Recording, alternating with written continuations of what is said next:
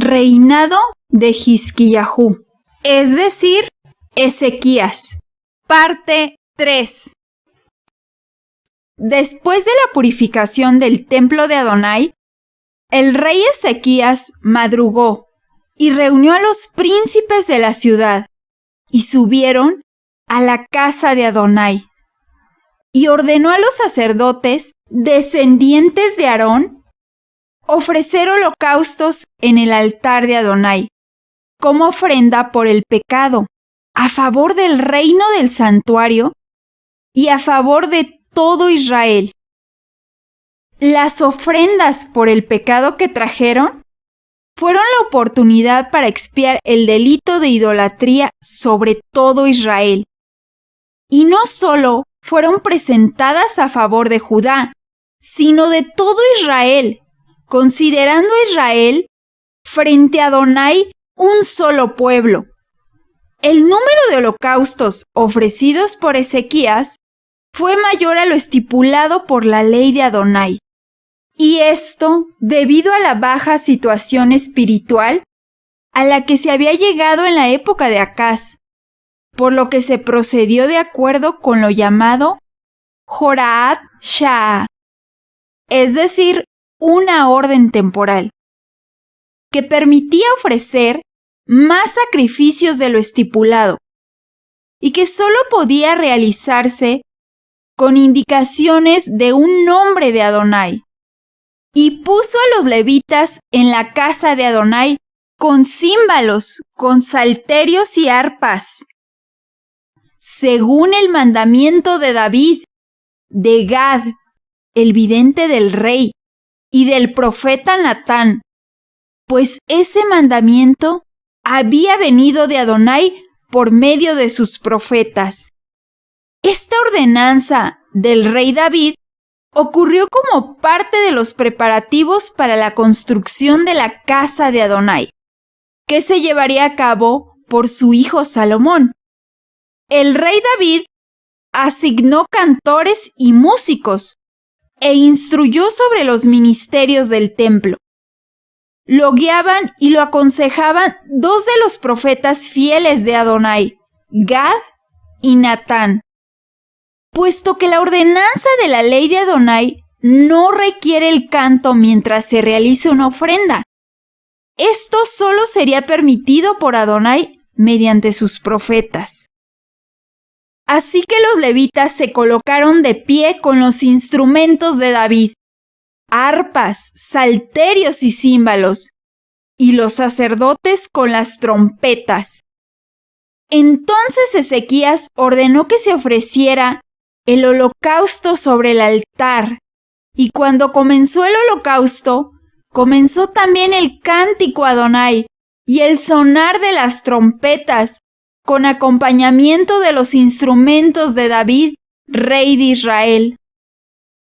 Los trompetistas y los cantores se unieron para proclamar a una voz, alabando y dando gracias a Adonai, y al alzar la voz con las trompetas, los címbalos y los otros instrumentos musicales, alababan a Adonai.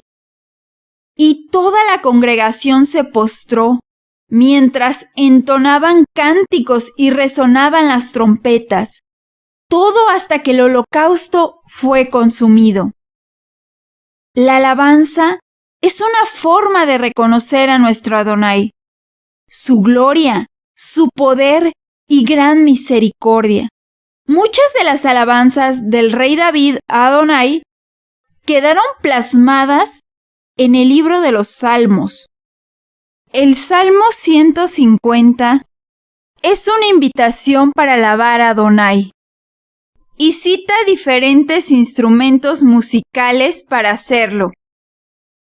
Salmo 156. Que toda alma alabe al Eterno. ¡Aleluya!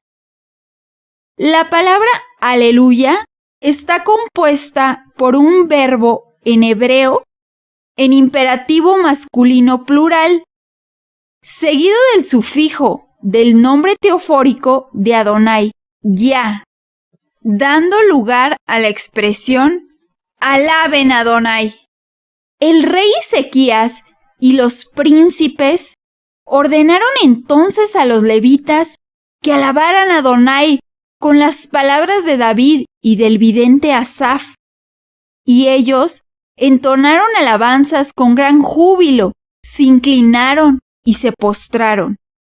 Las palabras de David y del vidente Asaf se refieren a los salmos proféticos que cantaban los hijos de Asaf, vidente de Adonai, de Heimán y de Yedutún, que cantaban al son de arpas, salterios y címbalos, bajo la dirección del rey David. Entonces Ezequías tomó la palabra y dijo: Ahora que os habéis consagrado a Adonai, acercaos y traed víctimas y sacrificios de gratitud a la casa de Adonai. Y la congregación brindó sacrificios y ofrendas de gratitud, y todos los de corazón dispuesto trajeron holocaustos. La gratitud vino después de la alabanza a Adonai, al reconocerle como único Dios soberano y lleno de misericordia. Es importante que el agradecimiento forme parte de nuestra oración, puesto que revela que nuestro corazón reconoce la bondad y misericordia de nuestro Adonai. Un ejemplo de ello es el Salmo 100. El Eterno es bueno y su bondad es para siempre, y de generación en generación es su verdad. Salmo 105. Los sacrificios de gratitud eran muchos, pero los sacerdotes eran muy pocos, de modo que no podían desollar a tantos animales, por lo cual les ayudaron sus hermanos los levitas, hasta que la labor quedó concluida, y hasta que los demás sacerdotes se hubieran santificado, porque los levitas eran de corazón más dispuesto para santificarse que los propios sacerdotes. Y hubo holocaustos en abundancia, junto con las grosuras de la ofrenda de paz, y las libaciones para cada holocausto. Así quedó restablecido el servicio en la casa de Adonai. Y Ezequías se regocijó con todo el pueblo de que Adonai hubiera dispuesto al pueblo, puesto que había sido de improviso. Adonai se manifestó en la disposición del pueblo a participar en el restablecimiento de las funciones del templo, manifestando que eran aceptados los holocaustos, alabanzas y ofrendas de gratitud que se ofrecieron. No olvidemos nunca alabar a Adonai. Salmo 136:1 nos dice: Alabar a Adonai, porque es bueno, porque su bondad es eterna.